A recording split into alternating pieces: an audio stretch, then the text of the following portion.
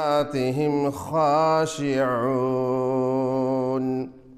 গগনে ভবনে যাবতীয় প্রশংসা আল্লাহর জন্য। শত সহস্র দরুদ ও সালাম বর্ষিত হোক মুহাম্মদুর রাসূলুল্লাহ সাল্লাল্লাহু আলাইহি ওয়াসাল্লামের উপর। বহু মানুষের আফসোস, নামাজি মানুষ, নামাজ পড়ে তৃপ্তি হয় না। বহু মানুষকে আমরা দেখতে পাই, নামাজি মানুষ বহু বছর ধরে নামাজ পড়ে আসছে, নামাজের তার জীবনের কোনো পরিবর্তন ঘটাতে পারেনি। অনেকে বলে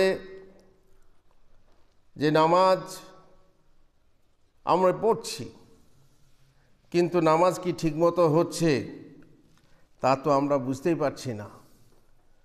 কোরআন বলছে নামাজিকে মন্দ কাজ, অশ্লীল কাজ থেকে বিরত রাখে, কিন্তু মানুষ বলছে তো নামাজ পড়ছিস তা তুই খারাপ কাজ কেন করছিস, তুই নামাজি আর নোংরামি কেন করছিস? তাহলে কই তার নামাজ তাকে নোংরা থেকে বিরত রাখলো না, বাধা দিল না? আসলে কি নামাজ পড়তে হবে না নামাজ কায়েম করতে হবে?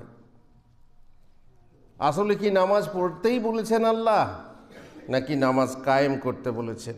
মহান আল্লাহ কোরআন মাজিদে ও তার রাসূলের মুখে আমাদেরকে নামাজ পড়তে ও কায়েম করতে বলেছেন। সুতরাং নামাজ পড়াই যথেষ্ট নয়, নামাজ কায়েম করতে হবে। নামাজ কায়েম করা জরুরি। আর নামাজ কায়েম কিভাবে হবে? কায়েম মানে হচ্ছে ঠাড়ো করা, খাড়া করা। খুঁটিকে খাড়া করতে কেমন করে হয় জানেন? খুঁটি যদি পড়ে থাকে সে খুঁটি কাজের নয়। খুঁটিকে খাড়া করে যদি দেওয়া হয় তবেই তার দ্বারা কাজ নেওয়া যায়। খুঁটির কাজ নিজে করে। নামাজ কায়েম হবে তখন যখন নামাজি নামাজের যাবতীয় শর্তাবলী পালন করবে, নামাজের রুকুন যত আছে পালন করবে, নামাজের যত ফরজ, যত ওয়াজিব আছে তা পালন করবে, বাহ্যিকভাবে পালন করবে এবং আধ্যাত্মিক বিষয়াবলী প্রতিষ্ঠা করে আন্তরিকভাবে নামাজ আদায় করবে। আর সব কিছুই ঠিকঠাকভাবে হলে যত সুন্নত আছে আদায় করবে, মুস্তাহাব কাজগুলো করবে, তবেই তার নামাজ ঠিকঠাকভাবে হবে এবং নামাজ হবে কায়েম। আর তখনই সেই নামাজ পড়ে তৃপ্তি পাওয়া যাবে। সেই নামাজ আপনার কাজে লাগবে। আর সেই নামাজ পাপ ও নোংরা কাজ হতে নামাজিকে বিরক্ত রাখবে। নামাজের বাহ্যিক দিকটা কিভাবে প্রতিষ্ঠা করতে হবে তা আমরা জানি। ওঠ বস করা যেটা আছে, কিভাবে দাঁড়াবে, কিভাবে সিজদায় যাবে, কিভাবে রুকু করবে, এ বিষয়টা প্রায় সব লোকেরই জানা। কিন্তু আধ্যাত্মিক দিকটা কিভাবে প্রতিষ্ঠা করা যাবে আমরা জানব এই খুতবাতে। আজ প্রথম খুতবা। আন্তরিক বিষয়াবলীর মধ্যে হৃদয় উপস্থিত রেখে একাগ্রতা ও মনোনিবেশের সাথে নামাজ পড়াই হচ্ছে প্রধান। এর সঙ্গে থাকবে মনের আকুতি, মনের কাকুতি মিনতি, অনুনয় বিনয়, সর্বমহান বিশ্বাধিপতি এবং একমাত্র প্রভু ও উপাস্যের সম্মুখে দণ্ডায়মান হয়ে অন্তরে থাকবে নিরতিশয় আদব, ভক্তি ও বিনতি, ভালোবাসা, ভরসা, আশা এবং ভয়। ভালোবাসা, আশা এবং ভয়, তিনটে জিনিস নিয়ে আপনি আল্লাহর সামনে দাঁড়াবেন।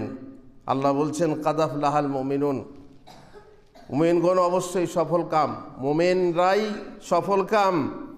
তাদের একটা গুণ হলো এবং বৃহৎ গুণ হলো আল্লাযীনা হুম ফি সালাতিহিম খাশিউন, যারা নিজেদের নামাজে বিনয় নম্র, দেখেই মনে হবে লোকটা বিনয়ী, দেখে মনে হবে যেন সে কোনো বড়োর সামনে দাঁড়িয়ে আছে। এ নয় যে একবার দাঁড়িয়ে আছে অহংকারের সাথে, তাকে দেখে অহংকারী লাগছে, সে যেন কোনো ছোটোর সামনে দাঁড়িয়ে আছে। না, একটাই মানুষ দেখবেন ছোটোর সামনে দাঁড়িয়ে থাকা, তার পদ্ধতি আলাদা। আর একজন বড় মানুষের সামনে দাঁড়িয়ে থাকলে কাচুমুচু যেন নিজেকে কত ছোট ভাবছে, পার্থক্য আছে। আল্লাহর সামনে দাঁড়ালে বিনয়ী নম্রভাবে দাঁড়াবে। আর রাসূলুল্লাহ সাল্লাল্লাহু আলাইহি ওয়াসাল্লাম বলেছেন, মা মিন ইমরিইন মুসলিমিন তাহদুরুহু সালাতুম মাকতুবাহ ফায়ুহসিনু ওযুআহু ওয়া খুশুআহা ওয়া রুকুআহা ইল্লা কানাত কাফফারাতান লিমা ক্বাবলাহা মিনাজ যুনুবি মা লাম ইউতি কাবীরা ওয়া যালিকা আদ-দাহরা কুল্লাহ। যে মুসলিম ব্যক্তির নিকটে কোনো ফরজ নামাজ উপস্থিত হয়, অতঃপর সে ওই নামাজের উজু, কাকুতি মিনতি, বিনয় নম্রতা, রুকু সিজদা সুন্দরভাবে করে, তাহলে এর ফলে কাবিরা গুনাহ না করলে তার পূর্বেকার গুনাহসমূহের তার জন্য কাফফারা হয়ে যায়। তার মানে সাগিরা গুনাহ সমস্ত কাফফারা হয়ে যায়। আর এরূপ হয় সব সময়ের জন্য। যখনই আপনি ফরজ নামাজ পড়বেন দিনে রাতে, তখনই আপনার এই অবস্থা হবে। রাসূলুল্লাহ সাল্লাল্লাহু আলাইহি সাল্লাম আরও বলেছেন, মা মিন মুসলিমিন ইয়াতাওয়াদ্দা ফায়ুহসিনু ওযুআহু সুম্মা ইয়াকুমু ফায়ুসাল্লি রাকাতাইনি মুকবিলুন আলাইহিমা বিকলবিহি ওয়া ওয়াজহিহি ইল্লা ওয়াজাবাত লাহুল জান্নাহ। যে মুসলিম ব্যক্তি সুন্দরভাবে উজু করে, সুন্দরভাবে মানে বুঝতে পারছেন, অনেকে আছে দায় ছাড়া এরকম করে পানি হেঁচে নেয়, গোটা অঙ্গ জানি না একবারে ধোয়া যায় না, হালকা হালকা করে এদিক ওদিক করে, মাথা মাসাজ করে পা ধুয়ে নিল, পায়ে পানি বুলিয়ে নিল, আঙ্গুলের ফাঁকে ভিজলো না, পানি কোথায় পৌঁছলো না, এ হচ্ছে অসুন্দরভাবে।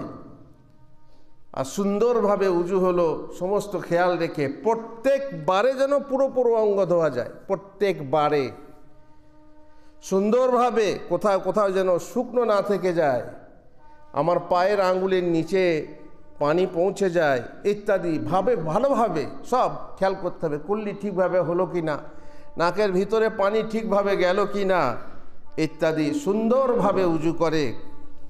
আর খাড়া হয়ে যায় সে আল্লাহর সামনে, তার দেহ মন নিয়ে একগ্রতার সাথে 2 রাকাত নামাজ পড়ে, সে ব্যক্তির জন্য জান্নাত ওয়াজিব হয়ে যায়। 2 রাকাত নামাজ পড়ল, জান্নাত ওয়াজিব হয়ে যাবে। বিনতির মানে কি? বিনতির মানে এই নয় যে নামাজিকে নামাজে কাঁদতে হবে, দরকার নেই। নামাজে কাঁদতে হবে, চোখের পানি ফেলতে হবে, তা নয়। অনেকের চোখে পানি আসে না, হৃদয় আজকাল বড় কঠিন, দুনিয়া করে হৃদয়ে পাথর হয়ে গেছে, আল্লাহর ভয়ে চোখের পানি আসে না। অনেকে বলে ভাই আমার চোখে পানি আসে না, অনেকে তো দুঃখের কথা শুনেই কাঁদতে লাগে। হ্যাঁ ভাই, যার বুকে দুঃখের পুকুর আছে, দুঃখের পুকুর থাকলে একটুকু দুঃখের কথা শুনলেই তার চোখ দিয়ে সেই দুঃখের পুকুর থেকে মন গড়িয়ে পানি পড়তে লাগে। থাকতে হবে হৃদয়ে নম্রতা, থাকতে হবে হৃদয়ে দুঃখ কষ্ট, তবেই সে দুঃখ কষ্ট পাবে এবং তার চোখে পানি পড়বে। অনেক মানুষের সুখ আছে, দুঃখ নেই, আর তার জন্যে চোখে পানি পড়ে না। সেভাবে কি আমি নিরাপদ? এখনও কবর আযাবের সম্পর্কে কোনো ধারণা নেই, জাহান্নামের আযাব সম্পর্কে ধারণা নেই, কিয়ামতের মাঠের আযাব সম্পর্কে ধারণা নেই। সুতরাং তার চোখ দিয়ে পানি বেরোবে কি করে? আল্লাহ তাআলা গফুরুর রহিম, এটা তুমি বিশ্বাস করেছো, কিন্তু তিনি শাদীদুল ইকাব, কঠিন শাস্তিদাতা, আজিজুল ইন্তিকাম, বিশাল বদলা লেনেওয়ালা, এটা তুমি ভুলে গেছো। তাই তোমার চোখ দিয়ে পানি আসে না, পানি গড়ায় না। আর পানি গড়াবে বা কেন? দুঃখের কথা শুনে না পানি গড়াবে, যখন দুঃখের কথা বুঝবে তবে না পানি গড়াবে। আমরা নামাজে দাঁড়াচ্ছি, নামাজে কি বলছি বুঝি, আসছি, চোখের পানি গড়াবে কোত্থেকে? তাহলে নামাজিকে কাঁদতে হবে অবশ্য তা নয়, বিনতি হলো হৃদয়ের উপস্থিতি ও সর্বাঙ্গের স্থিরতার নাম। মানে এমনভাবে দাঁড়াবেন যেন আপনার হৃদয়ের, আপনার মনটা আপনার সামনে, আপনার সাথে হাজির আছে। আপনি দাঁড়িয়ে আছেন নামাজে দাঁড়িয়ে আছেন আপনি, আর আপনার মনটাও দাঁড়িয়ে আছে নামাজে, মনটাও আপনার সাথে আছে নামাজে। এ নয় যে আপনি দাঁড়িয়ে আছেন মসজিদে নামাজে আর আপনার মনটা আছে কাজে, আর আপনার মনটা আছে আপনার দোকানে, ব্যবসায়, বাণিজ্যে, আপনার চাষে বাসে, আপনার পরিবারে পরিজনে, আপনার সুখে দুঃখে আপনার মনটা ভটকে বেড়াচ্ছে। তাহলে এটা বিনতি নয়। বিনতি হচ্ছে দুটো জিনিস বলা হলো। এক, যে আপনার সাথে আপনার হৃদয় উপস্থিত থাকবে, যেখানে আপনি আছেন, যে কাজে আছেন সেই কাজে আপনার হৃদয়, আপনার মন, আপনার মনোযোগিতা আপনার সঙ্গে থাকবে। আর 2 নম্বর হচ্ছে, এই জন্যেই আপনার সর্বাঙ্গের স্থিরতা থাকবে। সর্বাঙ্গের স্থিরতা মানে আপনি যখন দাঁড়িয়েছেন নামাজে, তখন আপনি বেশি নড়াচড়া করবেন না।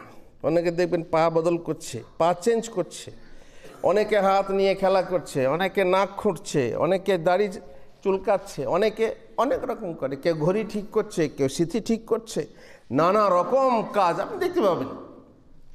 এক এক নামাজির আপনি যদি খেয়াল করেন, আর সিসিটিভি যেখানে আছে সেখানে তো দেখাই যায় এক এক নামাজির এক এক রকম কাণ্ড। তারা আসলে বিনয়ী নয় নামাজে। বিনয়ী যদি হতো, তার হৃদয় থাকতো নামাজে, এবং সেই সাথে তার অঙ্গ প্রত্যঙ্গ কোনো রকমভাবে নড়াচড়া করছে না, তাহলে জানতে হবে সে নামাজি হচ্ছে বিনয়ী নামাজি। আর এই নামাজির জন্যই বলা হয়েছে সে সফল কাম। কোনো রকমের অস্থিরতা থাকবে না। যেন নামাজ পড়ে দাঁড়িয়েছে, কতক্ষণ ঠক ঠক করে ঠুকে দিয়ে বেরোতে পারে। পানির ওপরে মাছ যেমন ছটফট করে, পাখি খাঁচার ভিতরে যেমন ছটফট করে, মসজিদে ঢুকে যেন খাঁচার ভিতরে ঢুকলো। কতক্ষণে মৌলী সাহেব ছাড়ে। একটু লম্বা কেরাত হলে তার রাগ হয়, একটু লম্বা খোতবা হয়ে গেলে তার ভিতরে একেবারে শুরু হয়ে যায় চন্মনানি।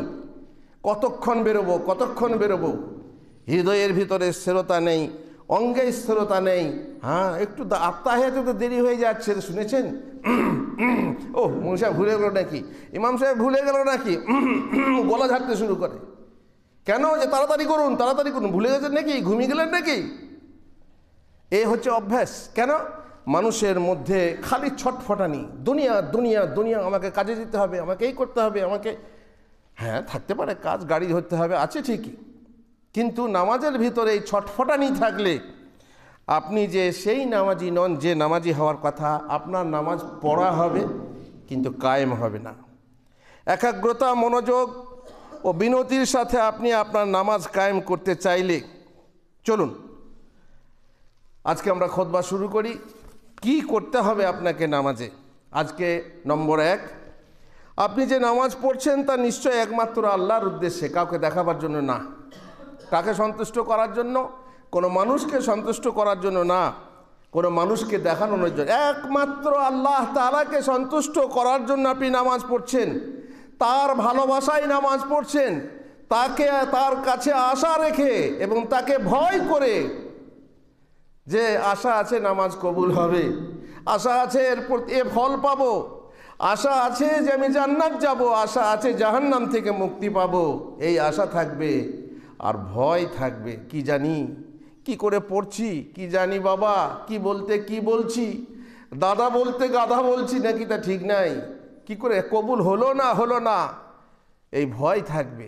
আশা থাকবে কবুল হবে, আশা থাকবে জান্নাত পাবো, কিন্তু গ্যারান্টি নেই। ভয় থাকবে যে কি জানি কবুল হলো কি না, কি জানি ঠিক হলো কি না। এই জন্য নামাজে সালাম ফেরার পর চট করে আমরা 3 বার কি বলি? আস্তাগফিরুল্লাহ, আস্তাগফিরুল্লাহ, আস্তাগফিরুল্লাহ। এ আল্লাহ, পারলাম না, জানি না পেরেছি কি না, তোমার কাছে ক্ষমা চেয়ে নিচ্ছি। যেভাবে বলতে হয় পারলাম কি না, যেভাবে রুকু সিজদা করতে হয় করতে পারলাম কি না, যেভাবে তোমাকে ডাকতে হয় ডাকতে পারলাম কি না। আর নামাজটা পড়তে সালাত মানেই হচ্ছে দোয়া, যেভাবে দোয়া মানে ডাকা, আহ্বান করা তোমাকে করতে হয়, পারলাম কি না আমি জানি না, তাই আমি ইস্তেগফার করছি, তোমার কাছে ক্ষমা চেয়ে নিচ্ছি। আস্তাগফিরুল্লাহ, আস্তাগফিরুল্লাহ, আস্তাগফিরুল্লাহ। নামাজ সহজ জিনিস নয়। সেই নামাজে, যে নামাজ আপনি পড়ছেন, আল্লাহর হুকুমে পড়ছেন, তার হুকুম পালন করার জন্য বলছে আকিমুস সালাহ, আকিমুস সালাহ, নামাজ কায়েম করতে বলা হচ্ছে। তার প্রতি বিশেষ অনুরাগ রেখে নামাজ পড়তে হয়, তার প্রতি ভক্তি ও ভালোবাসা রেখে নামাজ পড়তে হয়, তার নৈকট্য লাভের জন্য নামাজ পড়তে দাঁড়াচ্ছি, তার আযাবের ভয়ে, তার সওয়াব ও ক্ষমার কামনাতেই আপনি নামাজ পড়তে দাঁড়িয়েছেন। এটা মনে রাখবেন। আল্লাহর সামনে দাঁড়ালেন, আল্লাহর সামনে সবসময় আছি, কিন্তু এটা হচ্ছে বিশেষভাবে দাঁড়ানো। আকিমিস সালাতা লিযিকরি, নামাকে স্মরণ করার জন্য নামাজ পড়ো। আল্লাহ আমাদের সবসময় স্মরণে থাকে। যে মোমেন, সেই মোমেনের হৃদয়ে আল্লাহর স্মরণ সবসময় আছে, কিন্তু এক বিশেষ স্মরণ, যে স্মরণের মাঝে অন্য স্মরণ থাকবে না। সেটাও বলছি ইনশাআল্লাহ। কিভাবে বলবো, কিভাবে, ইনশাআল্লাহ আপনারা শুনবেন। যে স্মরণের মাঝে অন্য কেউ স্মরণ থাকবে না, যে স্মরণের মাঝে আপনার আত্মীয় স্বজন, আপনার একান্ত আপনজন, যাকে আপনি বেশি ভালোবাসেন, সেও স্মরণে থাকবে না। সব থেকে ভালোবাসার পাত্র যিনি, তিনি হচ্ছেন আল্লাহ। সেই আল্লাহর স্মরণে আপনি দাঁড়াচ্ছেন। আকিমিস সালাতা লিযিকরি, আমার স্মরণের জন্য নামাজে দাঁড়াও। নামাজে আপনি দাঁড়াবেন তারই স্মরণের জন্য। নম্বর 2, নামাজে দাঁড়িয়ে আপনি মনে করুন যে আপনি আল্লাহর খাস দরবারে হাজির হয়েছেন, আপনি যেন তাকে দেখছেন। এটা হচ্ছে ইহসানের পর্যায়। ইসলাম, ঈমান, ইহসান, যেখানে পৌঁছে গেলে মানুষ মনে করে যেন আমি আল্লাহকে দেখছি। সত্যি সত্যি দেখা যাবে না, যেন। যদি এটা মনে না করতে পারি, এখন মনে করতে গিয়ে যদি আমার মূর্তি চলে আসে সামনে, কারো একটা, না, চলবে না। তাহলে এটা মনে করতে হবে যে আল্লাহ আমাকে দেখছেন, আল্লাহ সবসময় আমাকে দেখেন। নামাজের সময়েও বিশেষ করে মনে করতে হবে যে আল্লাহ আমাকে দেখছেন। আমাদের অনেকে ফ্রি থাকে, একটা রুম, সেই রুমে সবাই ফ্রি থাকে, সে ইচ্ছা মতো ঘোরাফেরা করে, চলাফেরা করে, কথা বলে, কখনো শোয়, কখনো ওঠে, কখনো বসে, কখনো কাপড় হাঁটুর উপরে ওঠে, কখনো আরও উপরে উঠে যায়। মহিলাদের তো কাপড়ের খেয়ালই থাকে না, হয়ে যায়। কিন্তু যদি বলা হয় বা দেখানো হয় বা লাগানো হয় সিসিটিভি, যে সেখানে সিসিটিভি আছে, তুমি যে করছো গোটা রুমটার ভিতরে সব রেকর্ড হয়ে যাচ্ছে, তোমার কথাগুলো, যে কথাগুলো বলছো সেগুলোও রেকর্ড হয়ে যাচ্ছে। দরকার হলে সেটা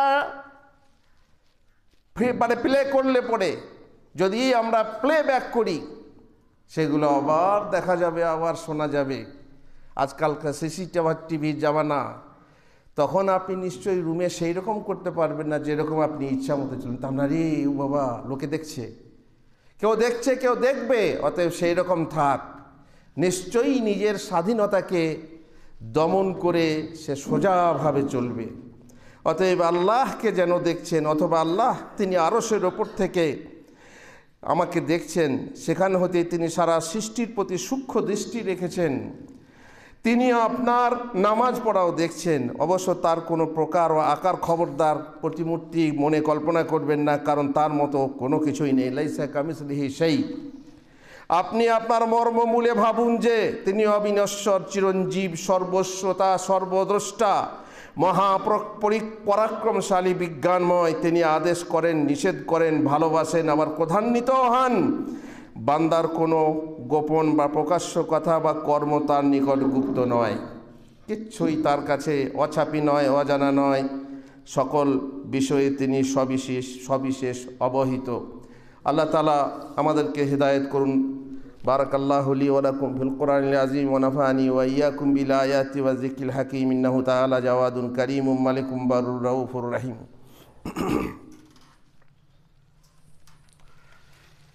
আলহামদুলিল্লাহি রাব্বিল আলামিন ওয়াস সালাতু ওয়াস সালামু আলা রাসূলিহিল কারীম ওয়া আলা আলিহি ওয়া সাহবিহি আজমাইন। বলছিলাম যে আল্লাহ তাআলা কে আপনি কিভাবে স্মরণ করবেন, আগে তাকে চিনবেন তবে তো। এই জন্যে আল্লাহ তাআলার মাহাত্ম্য, আল্লাহ তাআলার কুদরত, আল্লাহ তাআলার শক্তি, আল্লাহ তাআলার গুণাবলী জানা দরকার। আপনি যাকে জানলেন না তার সে কি করতে পারে, তার কি ক্ষমতা আছে, তাকে কি এমনি ভয় লাগবে? নিশ্চয়ই লাগবে না। এখানে আমাদের মাদ্রাসা সব ছাত্ররা আছে। এবার হয়তো একজন বড় কেউ এলেন, চেনে না, ছেলে চেনে না, তার সামনেই নাক খুঁটছে, তার সামনেই বেয়াদবি করছে। কিন্তু যখন পাশ থেকে একজন বলে দেয়, এই জানিস সে কে বটে, এই তো মাদ্রাসার সভাপতি, তখন সে কী হবে? ও তাই নাকি, বাস বেয়াদব থেকে সৎ বাদব হয়ে যাবে। এটা স্বাভাবিক। এই জন্যে পরিচয় থাকতে হবে। যার সাথে পরিচয় নেই, যাকে আমি চিনলাম না, যার অবদান জানলাম না, যার মাহাত্ম্য গুরুত্ব জানলাম না, তাকে দেখে আমি ভয় করব কেন? তাকে দেখে আমি সম্মান শ্রদ্ধা করব কেন? সম্মান শ্রদ্ধা তখনই হয় যখন কাউকে জানা হয়।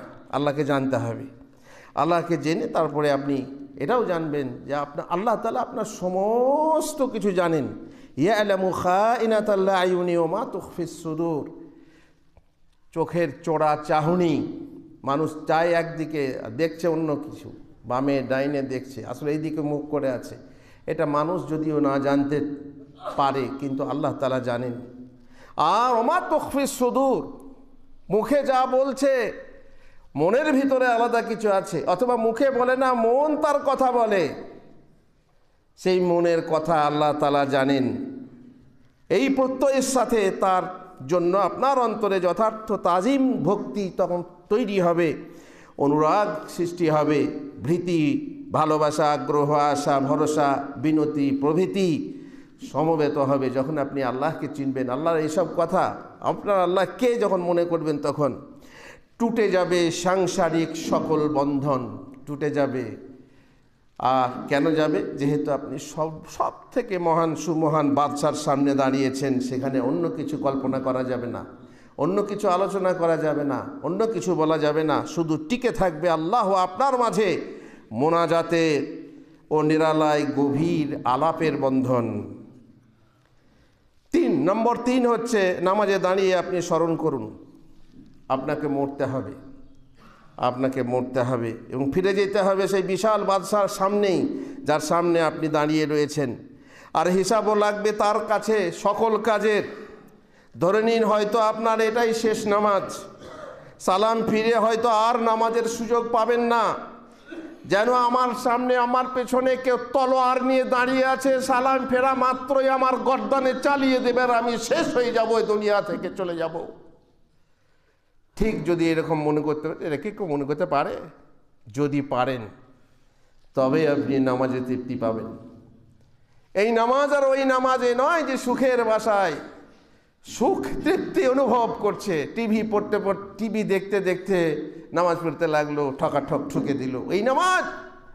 আর যে ব্যক্তি মনে করবে যে আমাকে এই নামাজের পর মরতে হবে, সালাম ফেরার পরেই সাহাবী ধরা পড়েছেন কাফেরদের হাতে, তাকে হত্যা করা হবে, শেষ আশা কি তোমার? বলছে আমাকে 2 রাকাত নামাজ পড়তে দাও, আল্লাহর কাছে যেতে হবে, কোন মুখে দাঁড়াবো? আল্লাহর জন্য আমি শেষ 2 রাকাত নামাজ পড়তে দাও। আচ্ছা ঠিক আছে, নামাজ পড়ো 2 রাকাত। নামাজ পড়তে পড়তে আল্লাহ, সেই শেষ নামাজ, আর কি অবস্থা, তার চোখের পানি, তার হৃদয়ের সেই গলা গলা অবস্থা, যে তিনি নামাজ লম্বা করতে যাবেন কিন্তু করছেন না। সালাম ফেরার পর বলছে কি ব্যাপার, তো তোমার দেরি হচ্ছে কেন? তো বলছে যে তোমার যদি ভয় না করতাম যে তোমরা বলবে আমি মরণের ভয়ে নামাজ পড়ছি, লম্বা করছি, তা নয়, আমি আমার রবকে শেষ ডাকার জন্য, আর ডাকার সুযোগ পাবো না, মরে যাব, চলে যাব। এই দুনিয়া হচ্ছে ক্ষেত, ফসল লাগালে কাল আখেরাতে আমি তা কর্তন করতে পারবো, এই জন্য শেষ ডাকা ডেকে নিচ্ছি। এইরকম যদি কেউ নামাজে দাঁড়ায়, তাহলে দেখবেন আপনার নামাজ পড়ে আপনি তৃপ্তি পাবেন। আর যেন আপনি আপনার প্রিয়তমের নিকট থেকে বিদায়কালের শেষ সাক্ষাৎ করছেন। যারা বিদেশ যায় তারা জানে চোখের পানি কত ফেলতে হয়, চলে যাবে 2 বছর 4 বছর 5 বছরের জন্য, যখন সে ঘর থেকে বের হয়, জানাজা বের হয়, আমি এখান থেকে বহুবার গেছি, বাইরে আমার পেছনে পেছনে স্টেশনে গেছে, অনেকে বর্ধমান পর্যন্ত গেছে, চোখের পানি দিয়ে বিদায় করে এসেছে। যে বিদায় জানি না আবার কখন দেখা হবে। এই বিদায়ের সময়, বিদায়কালের যে সাক্ষাৎ, যে আলাপ, আর শেষ কথা বলে যাচ্ছি, শেষ আবেদন জানিয়ে যাচ্ছি। আর এই সময় কি আপনি আপনার চোখের পানি রুখতে পারবেন? কখনোই না। এই মুহূর্তে কি আপনার মন অন্য দিকে ছুটতে পারবে? কখনোই না। নবী সাল্লাল্লাহু আলাইহি সাল্লাম বলছেন, উযকুরিল মাউতা ফি সালাতিক ফাইন্নার রাজুলা ইযা যাকারাল মাউতা ফি সালাতিহি লাহারিয়ুন আন ইহসিনা সালাতাহু ওয়া সাল্লি সালাতা রাজুলিন লা ইয়াযুন্নু আন্নাহু ইউসাল্লি সালাতান গায়রাহা ওয়া ইয়াকা ওয়া কুল্লা আমরিন ইউতাযার মিনহু। তুমি তোমার নামাজে মরণকে স্মরণ করো, কারণ মানুষ যখন তার নামাজে মরণকে স্মরণ করে তখন যথার্থই সে তার নামাজকে সুন্দর করে তোলে। এটাও জানতেই হবে, কোনো ব্যাপারই না। শেষ কাজ এটাই। আর তুমি সেই ব্যক্তির মতো নামাজ পড়ো যে মনে করে না যে এছাড়া সে অন্য নামাজ পড়তে পারবে, এটাই তার শেষ নামাজ।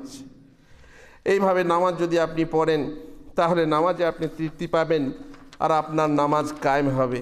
এক ব্যক্তি নবী সাল্লাল্লাহু আলাইহি সাল্লামের নিকট উপস্থিত হয়ে বলল, আমাকে সংক্ষেপে কিছু উপদেশ দিন। তিনি বললেন যে যখন তুমি তোমার নামাজে দাঁড়াবে তখন মরণ পথের প্রতীকের বিদায় নেওয়ার সময় শেষ নামাজ পড়ার মতো নামাজ পড়ো। ইযা কুমতা ফি সালাতিকা ফাসাল্লি সালাতা মুয়াদ্দিইন। আলবিদা বলছে শেষ দেখা, শেষ সাক্ষাৎ। এই সময় তুমি যে নামাজটা পড়বে সেই রকম নামাজ পড়ো। এ হচ্ছে আল্লাহ রসুলের ওসিয়ত। আরেক বর্ণনায় তিনি বলেছেন, তুমি মরণ পথের পথিকের বিদায় নেওয়ার সময় শেষ নামাজ পড়ার পথে নামাজ পড়ো, মনে মনে করো যেন তুমি আল্লাহকে দেখছো, নচেৎ তিনি অবশ্যই তোমাকে দেখছেন। ঠিক আছে, আজ এই পর্যন্তই।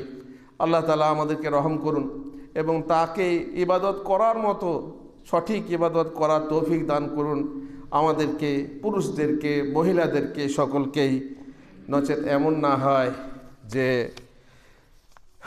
চাষ করলাম, চাষি হয়ে চাষ করলাম, ধান বুনলাম, আর যখন তুলতে যাচ্ছি শুধু আগরা আর মথরা। আল্লাহুল মুস্তাআন।